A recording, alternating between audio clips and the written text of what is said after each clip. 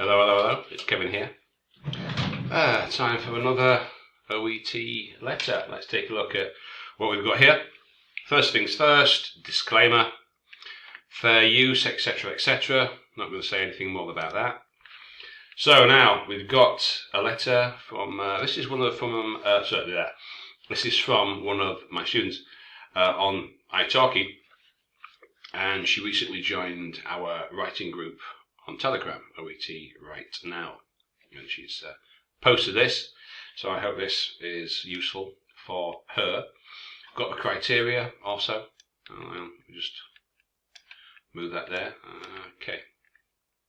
Hang on a second. Okay, that's better. You can see it better now, I think.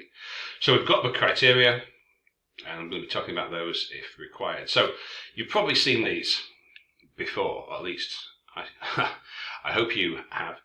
So we've got purpose, content, conciseness and clarity, genre and style, layout and language. For a B 350 plus, you need 2 55555. Obviously, we want more, but a B will suffice for most of your purposes. Now, what does it mean? So the first thing, let me get my pen out. Right. The purpose. So the first thing the reader must grasp is, what do you want me to do? Why am I reading this? Quick, precise. Hence, dear Dr. Kev, I'm writing to update you on your patient. Dear Dr. Kev, I'm writing to request your urgent assessment of this patient, blah, blah, blah. Okay, that's it. Get that done first. As it says, quickly, efficiently, efficiently, immediately identifiable. That's what they want. So, that's pretty clear how you should do that. So, should be introduced early on, then clearly expanded on later, often at the end. So that's kind of when, at the end, you say something like, in view of the above, I would appreciate your blah, blah, blah, blah, blah. Okay, so that's pretty straightforward. Now, the content, obviously, what do I need to know? So, you've told me your purpose. I'm reading this letter because. But what I want to know now is, well, why do you want me to do this? What's the backstory? What's the narrative that you've constructed? So part of it is necessary information, all key information included and accurately represented. So this can be use of tenses, also clear dates. There was this visit 2 weeks later, so all the key information's there, so I don't have to scratch my head and wonder who, where, why, what, how. This comes to also conciseness and clarity. Now, what don't I need? As it says here, right? Any information that could be left out, then you should do so. Again, these key words, concise, clear communication. So how effectively it's summarized. Again, those key words, no time wasted. So, if I don't need it, you don't tell me.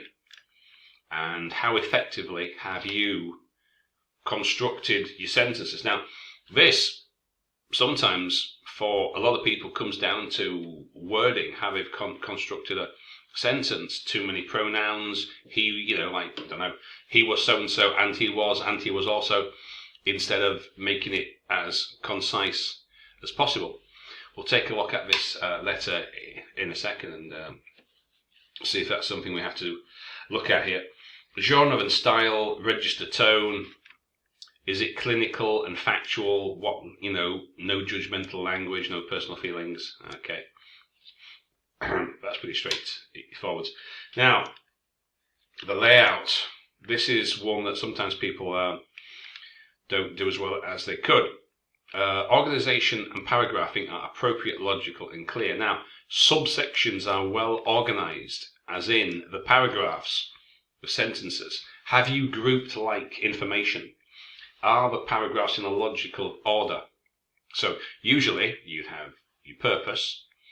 You might have history, paragraph 2, if there's something there. Or if it's urgent, that would be paragraph, that would be paragraph 2. Your visits, 1, 2, 3, a final visit, a for today, the closing, in view of the above. So there's different ways to organise it depending on, is it a referral, is it a discharge, is it a transfer, is it urgent? You know, you might need to put a history paragraph for paragraph 2 if what comes after is going to be referring back to that. If there's not a lot of history, if it's useful but it's not that important, and you are supposed to have your information in order of importance, you can put it at the bottom before the closing. Please note, Mr. So-and-so is allergic to so-and-so, so-and-so, you know. So this is the thing that you've got to be thinking about. And every letter is different on purpose. That's not a surprise. So let's take a look. Okay.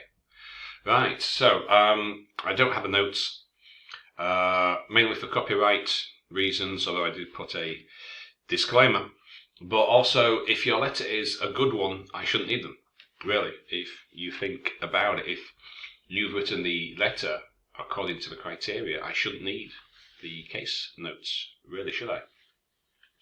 So I think that should be Dr. Black form, but that's just probably a typo. Ms Marjorie Jackson, so you've got the DOB. So if you've got the DOB, you don't strictly need to put the age, but, you know, because you put it there, but, okay. Thank you for seeing Ms Jackson. 40-year-old patient who requires urgent assessment and management of possible depressive psychosis. Okay, now this is a Turkish version of Word, so it doesn't automatically show me. And I can never remember, how do you spell psychosis? That's not spelt correctly. I'm sure, but I can't remember. But anyway, so that's pretty clear. Thanks for seeing Ms Jackson, patient.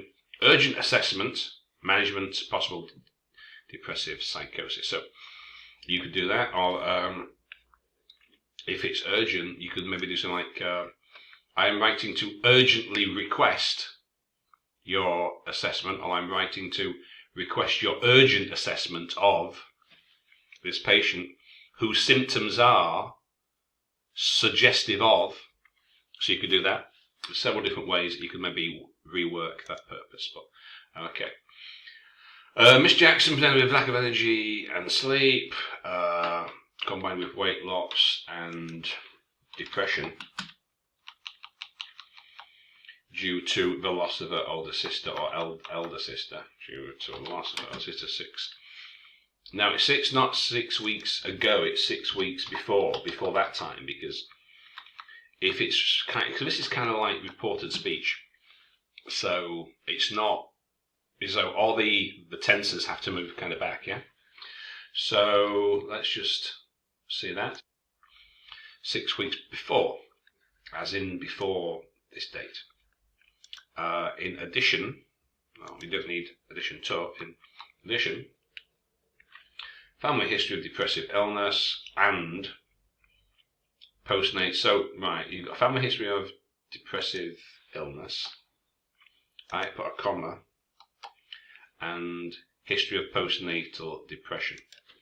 So because you've put addition at the start of a sentence, you don't really need also. So in addition, family history of postnatal depression. Now, then you've got this sentence here. The short sentence. Physical examination was unremarkable. Well, if so, you don't really need to tell me that there was nothing there, but if you do include it, I would put something like a contrast. However, she did have this. So on physical examination, which was fine. However, so the physical examination was unremarkable. I would put contrast word. However, I suspected. You could do that. Suggested means something else. I think you mean possibly suspected. I suspected she had reactive depression. Therefore, counselling was organised with, or you could say organised, but it's usually arranged with a local social worker for her loss. Well, I won't put loss because we kind of know that, so I just take that out there. Okay, so you could do it like that. However, I suspected, or however, reactive depression was suspected. So you could do it in passive. Now, use of passive's good because it takes you out of the equation. So instead of I did this, I did that. So her physical examination was unremarkable. However, reactive depression was suspected, or she exhibited signs of reactive depression. Therefore, counselling was arranged. Unfortunately, now I would put a separate paragraph. Wasn't symptoms including right, well, so we don't really need these extra, so you've got, now, unfortunately, right, so I wouldn't put that because that kind of goes back to that feelings, judgmental language like we saw in the criteria at the start.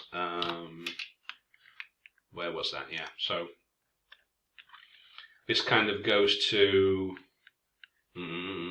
yeah, unfortunately, so I wouldn't really use that, so just put she returned on whichever date. On the 22nd, she visited or revisited, re-presented worsened symptoms, including difficulties with her daily life, because we don't need a second verb, we already have it there. She revisited worsened symptoms, including difficulties with her daily life and further weight loss. Therefore, was increased in addition to continuing weekly counselling. I would do it like that. Okay. So, that's good.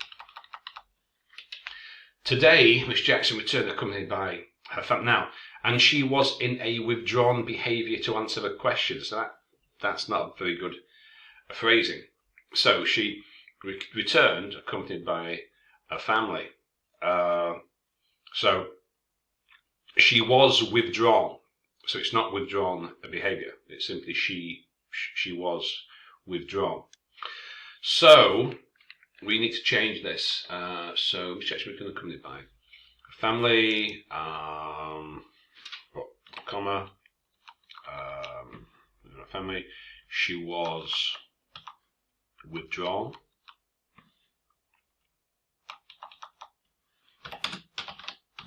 Non-responsive to questioning. You could say that, non-responsive to questioning. That's a better phrasing. Non-responsive to questioning. And also, noticeably, that was good, dehydrated. That's good. A family reported that she has been non-compliant. We usually say non-compliant, not compliant. Non-compliant with the medications, and refused food taking. You mean eating? Refused to eat for a few days or several days. How many days? Besides that, I would probably end that sentence there so it's not too long. Additionally, she has lost 6 kilograms since her first visit. Okay, just to break that long sentence up. So now, I would be appreciated. So it's either it would be appreciated or I would appreciate. Okay, so we don't want to mix those. And we usually have some kind of a caveat, maybe in view of the above. I would appreciate, it would be appreciated. So I would appreciate if you could take over the management of Miss Jackson's. Now we've got a possessive. Miss Jackson's what? Miss Jackson's treatment, or simply of Miss Jackson, or if we've got a genitive case of Miss Jackson's treatment from this point on. Please don't hesitate to contact me if you require any further questions. Well, you mean if she has any further questions? she may require answers, but she doesn't require questions. Go to me if you have any further questions. Okay, that's good. So there's a few things there. Let me just pause it and scroll up and down. Okay, so we've got our purpose. That is clear and restated at the bottom. Okay. We've got history of visits. Visit 1, visit 2, visit 3 with appropriate use of tense. That's good. And just a few verbs. Suspected instead of suggested. Suggestion is something that, I think you should do this. This is my suggestion. I think something has happened. A suspicion. I suspected. Arranged, because organised, not necessarily the same as arranged. Due to the loss, so in an article, make that a noun. Depression, so we've got weight loss, depression. 6 weeks before, because the time period has changed, because it's kind of like recorded speech. In addition, we don't need a preposition. I will put a contrast word to join that short sentence with the second one. Physical examination was unremarkable. However, I suspected something else. Okay, don't need that judgmental language. And, okay, don't need that. Had some today, returned accompanied by. And she was withdrawn, non-responsive to questioning. And also, notice with the hydrated, so we've got a list of symptoms. Withdrawn, comma, non-responsive to questionings, comma, and also noticeably dehydrated. So, that's not so bad now. Now we've made a few changes. So, hope that helps. Don't forget to check out my other 175 videos, I don't know, on my channel. Well, I do letter corrections. If you want to post anything, the Telegram link for the group is below. My profile on italki, if you need any personal tuition, also below in the box wherever. All the information's there. So, hope that helps, and I'll see you all next time. Okay, bye for now.